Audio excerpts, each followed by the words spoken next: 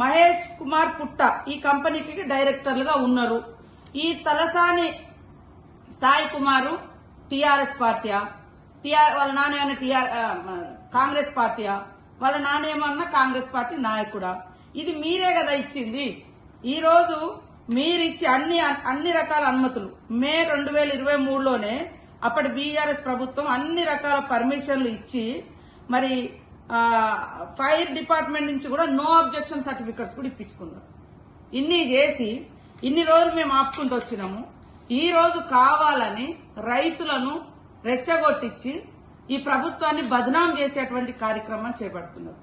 రైతుల ఆందోళన జరుగుతుంటే అక్కడికి ఆర్డీఓ పోయి వాళ్ళతో చర్చలు జరిపితే కావాలని బీఆర్ఎస్ బీజేపీ నాయకులు ఆర్డీఓ నిర్బంధించడం, ఇంత దుర్మార్గమైనటువంటి కుట్రపూరితమైనటువంటి లక్షణాలు పునికి పుచ్చుకున్నటువంటి మీరు ఎప్పుడు కూడా బాగుపడరు.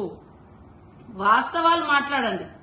ఏమన్నంటే సోషల్ మీడియాను అడ్డం పెట్టుకుని ఇష్టానుసారంగా మాట్లాడుతున్నారు.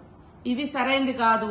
మీకు దమ్ముంటే, మీరు నిజాయితీ పరులైతే, మీరు నిజంగానే రైతుల పట్ల మీకు ప్రేమ ఉంటే, మేము ఈ యొక్క ఒప్పందాలు మేము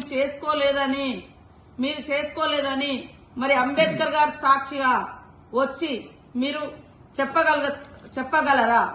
లేదా మరి ఈ రోజు లక్ష్మీ నరసింహస్వామి టెంపుల్ కి వచ్చి చెప్పగలరా? మేము పర్మిషన్లు ఇవ్వలేదు, మాకేం సంబంధం లేదని ఎక్కడికి వచ్చి చెప్పగలుగుతారో మీరు చెప్పండి. కాబట్టి ఈ అబద్దాల మీద ప్రజల్ని, వాళ్ళ మనోభావాల్ని రాజకీయ ప్రయోజనాల కోసం వాడుకొని ఇవాళ కాంగ్రెస్ ప్రభుత్వం ప్రజా సంక్షేమం కోసం పాటుపడుతుంటే దుష్ప్రచారం చేసి దుర్మార్గంగా కుట్రలు కుతంత్రాలు చేసి ప్రభుత్వాన్ని అస్థిరపరచాలన్నటువంటి విధానాలు